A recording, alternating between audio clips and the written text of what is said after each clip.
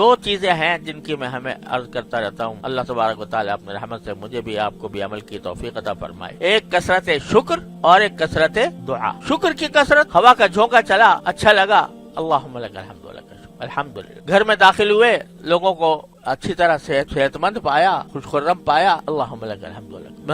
بچہ کھیلتا ہوا اچھا لگا، اللہم لک الحمد لک الشکر. جو نعمت بھی چھوٹی ہو یا بڑی، اس کے اوپر شکر ادا کرنے کی عادت پڑ جائے کہ آدمی خود بخود بغیر کسی تکلف کے شکر ادا کرتا رہے. تو یہ دو چیزیں ایسی خلاصہ ہیں ہمارے زندگی کا کہ اس سے اللہ تبارک و تعالیٰ کے ساتھ انسان کا تعلق مضبوط ہوتا ہے. میں عرض کیا کرتا ہوں کہ سورہ فاتحہ جو ہے وہ سارے قرآن کریم کا خلاصہ ہے کہ نہیں. اسی لیے ہر نماز میں سورہ فاتحہ ضرور، فرض ہو نفل ہو، یعنی فرض کے اندر 2 رکعتوں میں سورت پڑھتے ہیں، 2 میں سورت نہیں پڑھتے، لیکن فاتحہ وہاں بھی پڑھتے ہیں. ہر جگہ ہر نماز میں ہر رکعت میں سورہ فاتحہ. تو اگر اس پر غور کرو تو سورہ فاتحہ جو ہے وہ 7 آیتیں ہیں.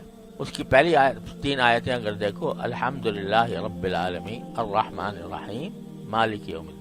اللہ تبارک و تعالیٰ کی حمد، اور حمد کے ہی دوسرا عنوان ہے شکر. اللہ تعالیٰ کا شکر ہے، اس کی تعریف ہے، جو رب العالمین ہے، جو مالک یوم الدین ہے، رحمان الرحیم ہے. 3 آیتیں شکر کی. آخری 3 آیتیں اہدنا الصراط المستقیم صراط الذین انعمت علیہم غیر المغضوب علیہم ولا الضالین. یہ کیا ہے؟ دعا.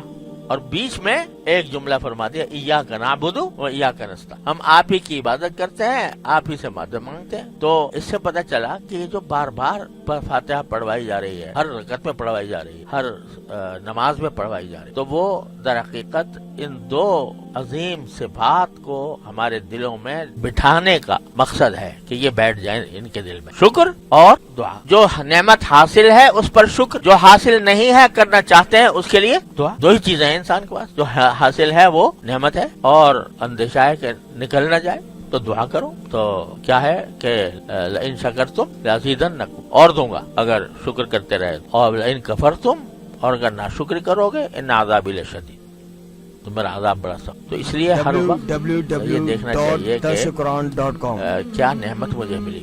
اور رات کو خاص طور پر سونے سے پہلے اگر سارا دن انسان جو کچھ اس کو کامیابی ملی ہیں یا اچھائیاں ملی ہیں یا جو اس کو نعمتیں حاصل ہوئی ہیں، ان کا تصور کر کے رات کو سونے سے پہلے ایک مرتبہ یہ وظیفہ کر لے حمد کا.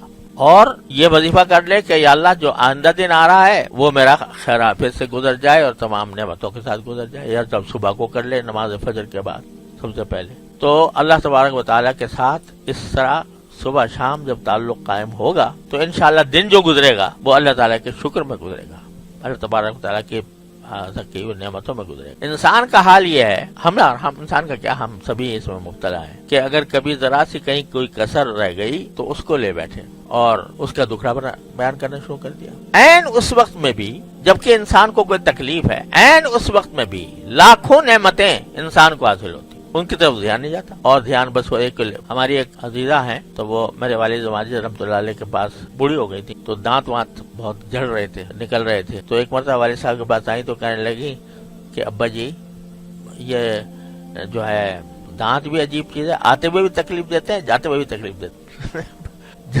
جب بچپن میں نکلتے ہیں دانت اس وقت میں کوئی نہ کوئی بیماری ہو جاتی، اور جاتے ہوئے بھی کبھی ایک داڑھ ہل رہی ہے، کبھی دوسری ہل رہی ہے، کبھی یہ نکلواؤ کبھی وہ نکلواؤ، تو آتے جاتے دونوں میں تکلیف دیتے ہیں. تو والد صاحب نے فرمایا خدا کی بندی، تجھے صرف یہ 2 ہی باتیں یاد رہیں دانتوں کی کہ آتے ہوئے بھی ان سے تکلیف ہوئی تھی اور جاتے ہوئے بھی ہو رہی ہے، اور یہ جو 50-60 سال تک اس سے منو کھانا چبایا ہے،